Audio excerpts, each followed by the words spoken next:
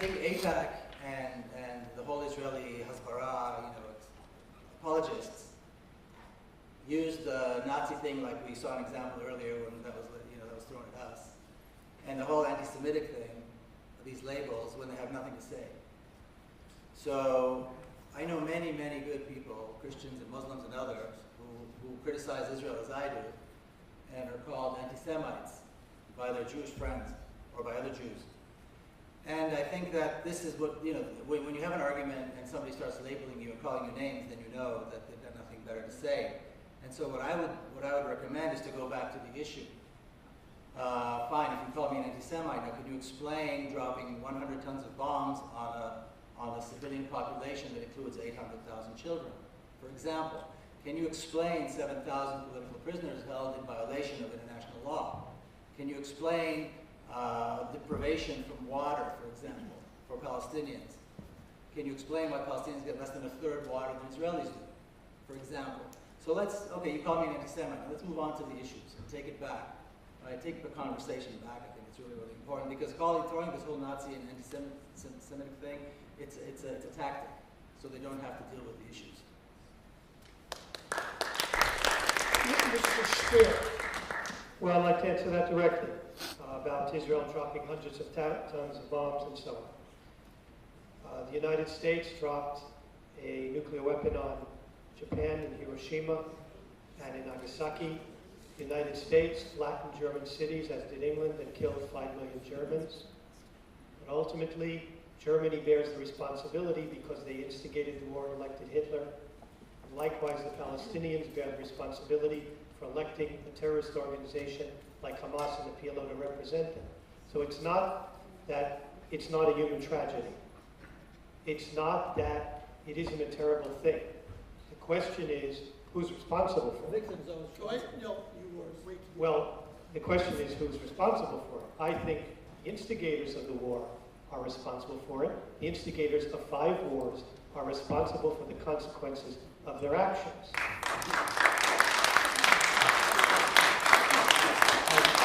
I just want to say one more thing about that. I talked before about an anti-Semitic double standard, and I'll say it again. If you have a double standard towards Israel, it's anti-Semitic.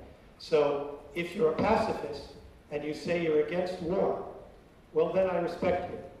But if you say it's okay for the United States to drop a nuclear weapon on Hiroshima, and it's not okay for Israel to defend herself by, as Malcolm X said, by any means necessary, then you're an anti-Semite. You have to have a consistent position. Mr. Tanghe.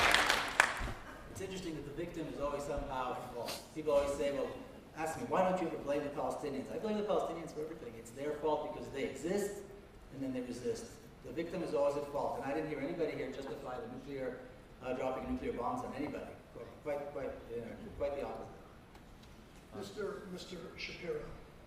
Referring to the important issue that you just brought up about crimes of the United States. I don't know how many people here know, but the United States of America in the last decades installed dictators all over the world, occupied many countries, killed hundreds of thousands of people, if not more than that, is engaged now in occupation in Iraq, Afghanistan, some kind of Pakistan, and other countries, is involved in human rights violation all over the globe in the name of spreading democracy, which is actually spreading a very brutal capitalistic system that enslaved the rest of the world, which once in the past we saw kingdoms and feudals.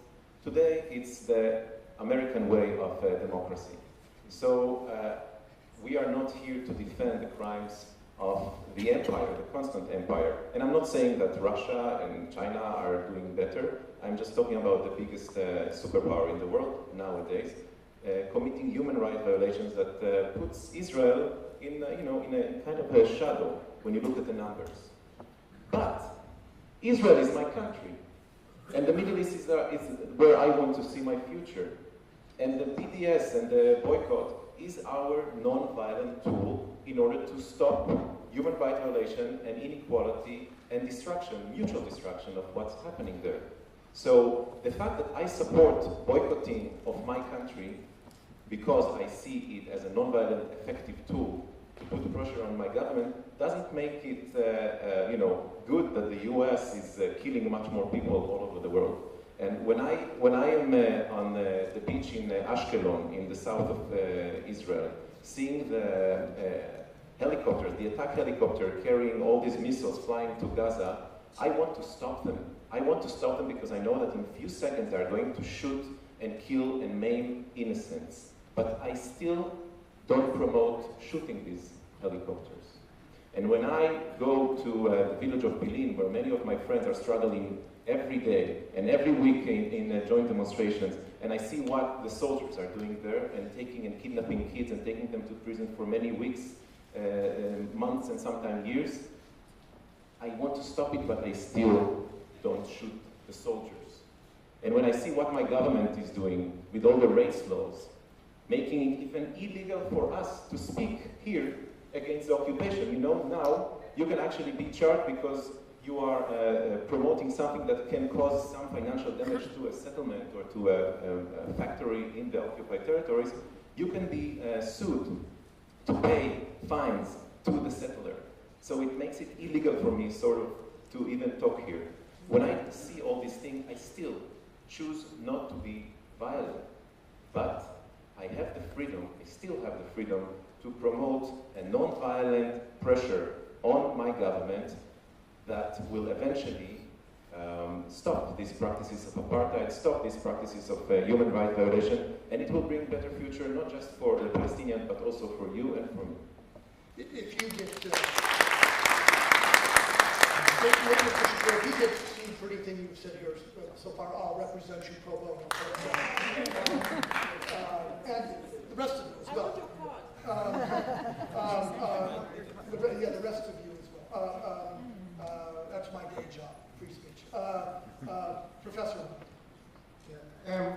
I know that my comments are to the side of the ongoing threads, but I think it's important to think about the terms in which we discuss, and I think that anti-Semitic is not a really helpful term. And I have two comments on that. The first is that, like it or not, we are all Jews here, and there is so much that you can be anti-Semitic if you are a Jew. And it seems to me that there is something that, many times people ask me about the demonstrations, the anti-Israel demonstration on campus and so on. And what I see when I go there is actually there are Jews on the other side, and Jews on one side and Jews on the other side.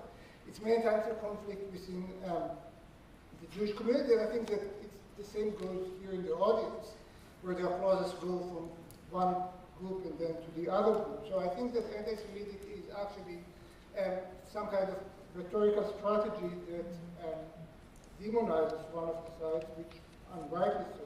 And the other thing that I was a bit surprised by his first comments is the identification of Jewish identity with support to Israel. And again, it seems that you cannot be, if you're a Jew that does not support Israel, then you are described as anti-Semitic, which is kind of historically problem. Because, but you said that if you have, that's my understanding that you said that that you have double standards, you identify double standards as double standards against Israel. And so that the Semite is mapped on positions against Israel. And I can understand Zionist and anti-Zionist, but why the Semite relates to Israel? So it's just puzzling. Mr. Sperm, then we'll try and do one more question. Let me answer your question. It relates to Israel because Israel is the Jewish state. There's no doubt in my mind that the boycotts, divestment, and sanctions is geared against Israel and not against Syria, and not against Iraq, and not against Libya, and not against countries with much greater violations of human rights, however bad you imagine they might be in Israel. Because it's the Jewish state, and it's held to a different standard, and that's why it's an anti-Semitism. I want to relate back to what Mr. Shapiro said. And again, I said, if you're a pacifist, I respect you. And maybe that's your position, I'm not sure. If you're a pacifist, I respect you. Then your position is consistent. But most of us do not accept, most of us Jews, and I'll speak in a sense I'm also an Israeli citizen, for our country being held to a standard to which other countries do not hold themselves. It is not okay for the United States to go around the world targeting the heads of Al-Qaeda and criticize Israel for targeting the heads of Hamas. It is not okay for every other country to have collateral damage in war, and in Israel's case, this is a war crime. So again, if you're a pacifist and you're against war, I respect you. But Israel and the Jewish people are through being held to a double standard to which we've been held for 3,000 years, and that's the point of Zionism. We're going to play the game like everyone else plays it. Okay. We have one more question. We should go on. And then one more question. We'll try and make the responses quick. This is a hard one. If peace in the Middle East requires the Palestinians to accept the existence of Israel, what if, in spite of concessions of land and political influence, the Palestinians never accept Israel's right to exist?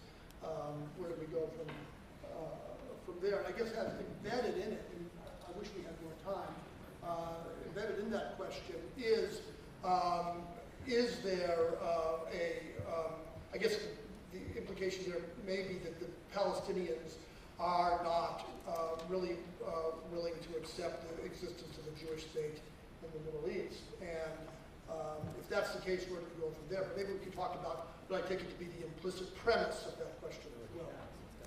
It's kind of ridiculous premise because they already have officially. Go on, Mr. Okay, well, officially the PLO, the Palestinian Liberation Organization, recognized the state of Israel in 1988. De facto, they recognized it much earlier when they started negotiating with Zionist representatives like my father and others in the 1970s.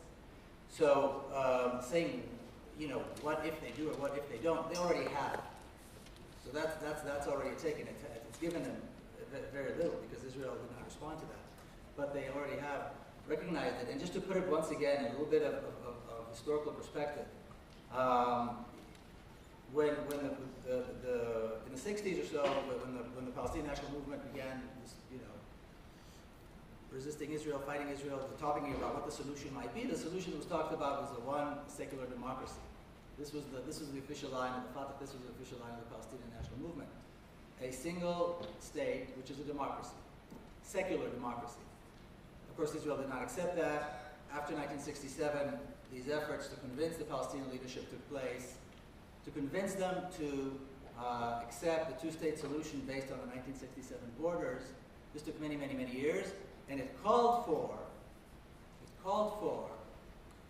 concessions on the part of the Palestinians to actually give up 80% of their homeland, to give up the dreams and the right of the Palestinian refugees to ever return to their homeland inside what was Israel now, all right, for the sake of peace. And that they did under the leadership of Yasser Arafat, which of course, the official Israeli line that he was the devil. But under the leadership of Yasser Arafat, the Palestinians recognized the state of Israel and accepted that the solution will be the two-state solution based on the 1967 borders, the borders before the Six-Day War. Later on, once the peace process began and Oslo began, and then it was destroyed at Camp David in the year 2000, they would try to force Arafat to make more concessions. So for 30 years, he was already, the discussion was peace on the basis of two-state solution where the Palestinian state is in the West Bank and Gaza, including East Jerusalem. Now they're trying to get him to concede more because Israel wanted the Jordan River Valley, Israel wanted all of East Jerusalem, and Israel wanted the main settlement blocks, and to that they refused. Okay, that Arafat refused, and of course he was vilified. But the point is that the Palestinians accepted the notion that they recognized the Jewish state, recognized the state of Israel a long time ago. Mr. Spear, and then Professor Baum, and then Professor Ron, and we'll call it. Sorry, can you repeat the original question? Sorry. Can you repeat the original question? Oh. Because I lost the track. If peace in the Middle East... Oh yes, if the Palestinians never accept it, Yeah. I'm sorry. Then they'll continue to lose out as they have, and they'll have no one to blame but themselves.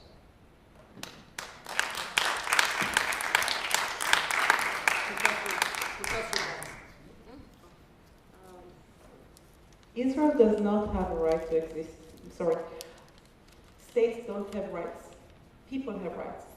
This is really important for people to really understand that. States do not have rights. States are political organizations of people that have a right to exist only as long as the people who put them together are thinking that they are still working.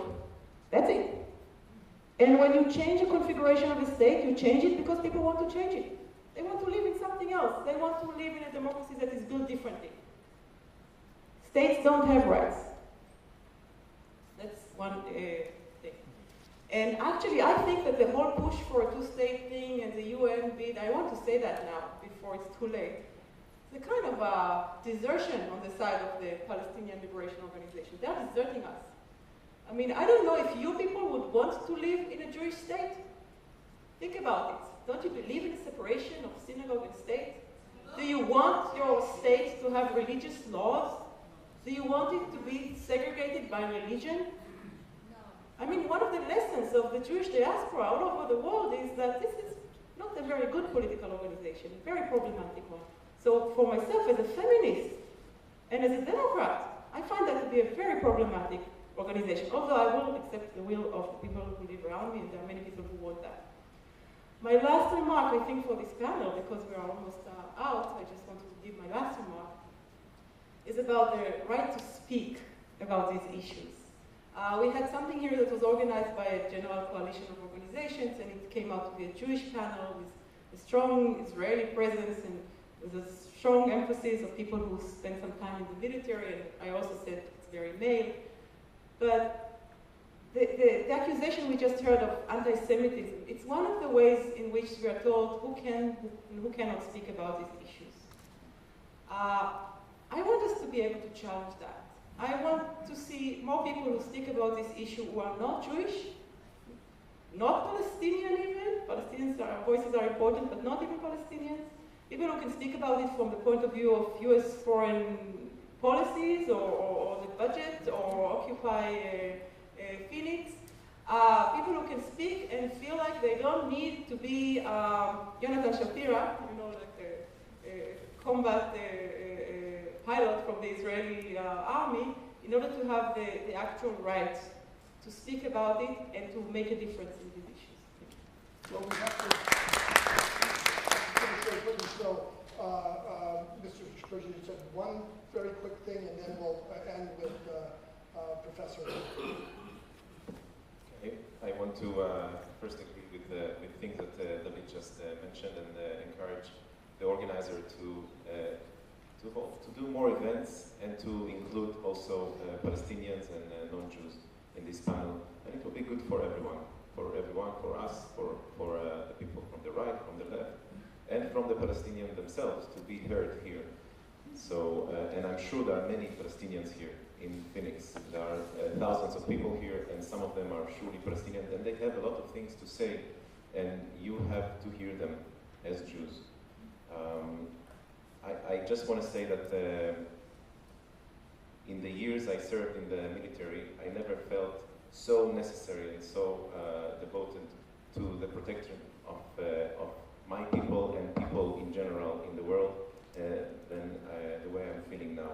So even if I have to sit here and to hear from some people that I'm providing anti-Semitic views and things like that, I want, for example, I invite you to look into my eyes and tell me we came from the same spire in Germany, our ancestors.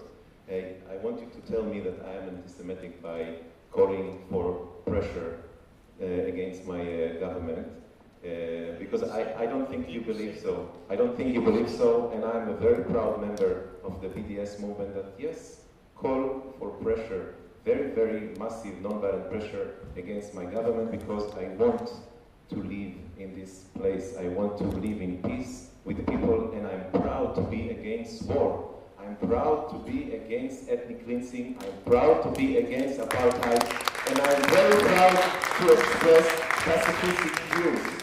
And I'm very much against bombing Hiroshima and Nagasaki and killing so many people without good reason. They were not supposed to die. All these hundreds of thousands were not supposed to die.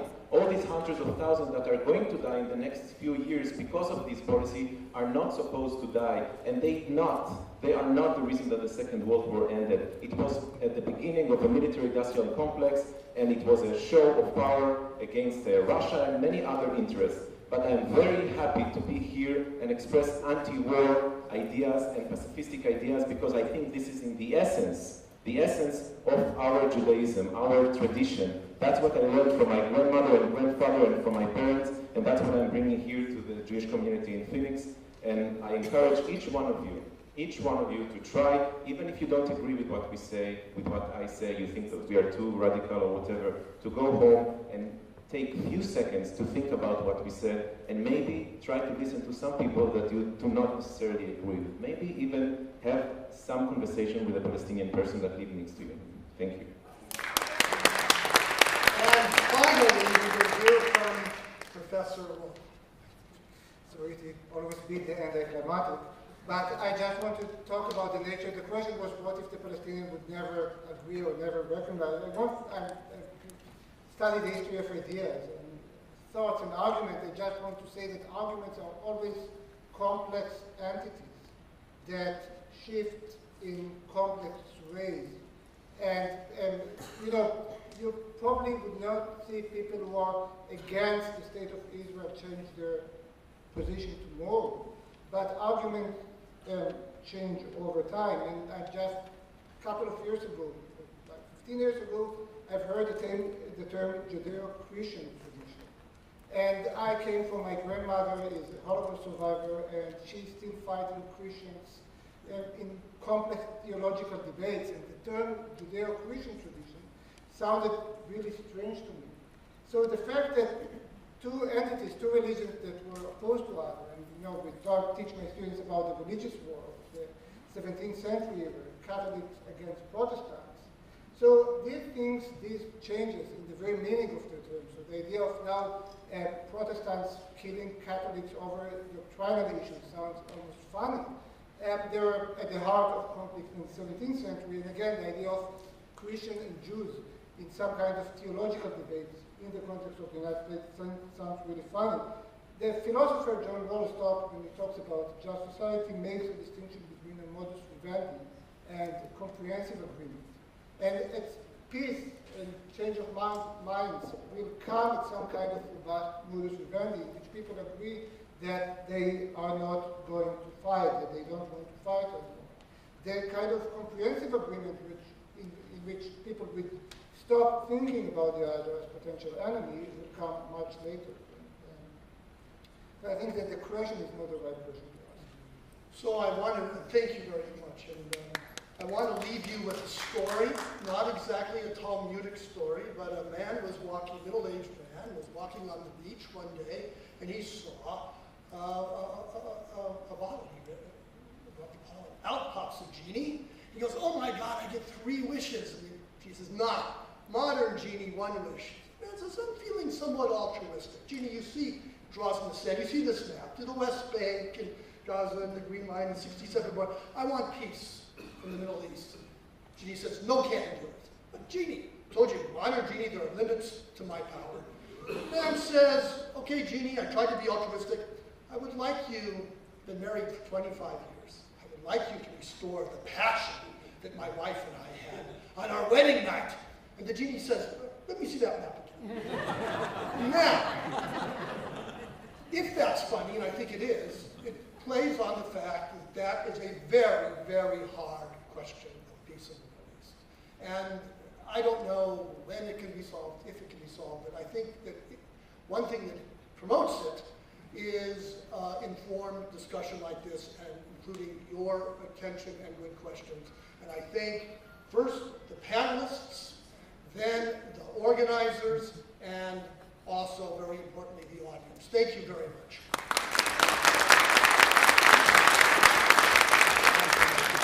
And maybe we should thank the moderator, which did a great job in this situation.